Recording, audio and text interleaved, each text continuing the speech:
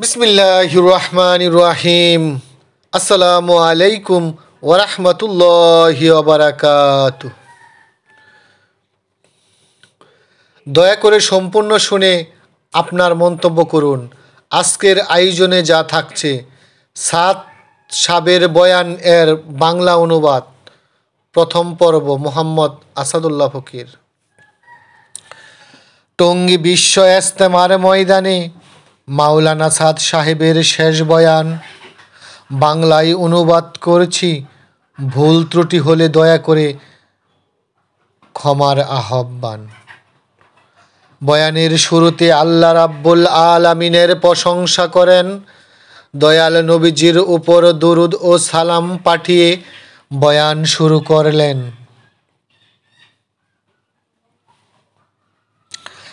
দাওয়াতের কাজ কিভাবে করতে হবে তা নিয়ে তাত্ত্বিক বয়ান। উপস্থিতি সবাইকে সালাম দিয়ে উনি মূল্যবান বয়ান ফরমান। তিনি বলেন, এই দাওয়াত বাতিলের মোকাবেলায় ইস্তেকামত কখন আসবে? যখন দাওয়াতের কাজ রাসূল সাল্লাল্লাহু আলাইহি ওয়াসাল্লাম উনার সাহাবীদের তরিকায় হবে। তিনি বলেন, ফায়দা হবে কি দিন উম্মতের কাছে পৌঁছানোর জন্য? যখন আমরা নফল হরকত করতে থাকব জানমাল খরচ এর জন্য। আমাদের জানমাল এর দ্বারা নফল হরকত করতে হবে, এর মাধ্যমে আমাদের জন্য ইস্তেকামত নসিব হতে থাকবে। ভাই দোস্ত, দাওয়াতকে যদি নফল হরকত হতে আলাদা করা হয় তখন তার মধ্যে ইস্তেকামত থাকবে না। যখন নফল হরকত ছুটিয়া যায়, অন্য কিছুকে যদি আমরা বানাই, নফল হরকত ছাড়িয়া দেই, তাহলে ইস্তেকামত ছুটিয়া যায়, মানুষ দিন হতে বাহির হইয়া যায়। সেটার কারণ হলো এটা, যখন দিনের জন্য অন্য কোনো তরিকা ধরা হলো আর যে উম্মতের কাছে দিন পৌঁছানোর সাহাবিওয়ালা তরিকা বর্জন করা হলো। যখন জান ও মাল এর কুরবানি আর থাকে না, তখন দাওয়াতে আর ইস্তেকামতও থাকে না।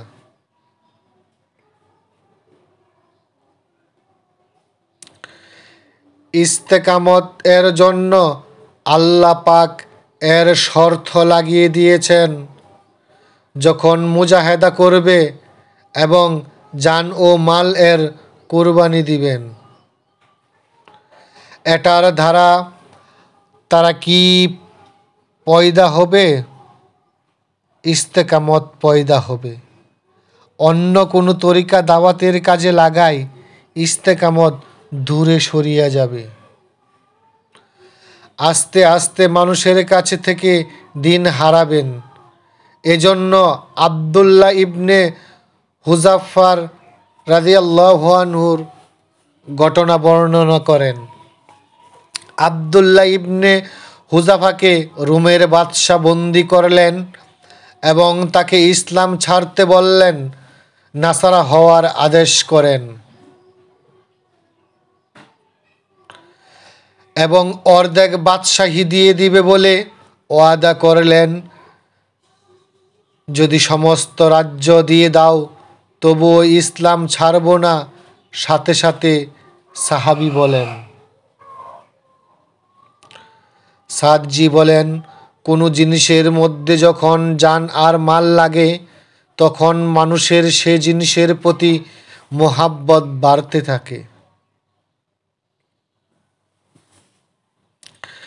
তিনি কসম করে বলেন, সারা দুনিয়ার মশার পাখনার সমান মনে হবে না। এই বেহাইসত দুনিয়া দিয়া কখনো দিন ছাড়তে রাজি হবে না। সকলে ভালো থাকবেন। এই বয়ানের দ্বিতীয় পর্ব আগামীকাল নিয়ে আসবো ইনশাল্লাহ। সবাই ভালো থাকবেন। আসসালামু আলাইকুম।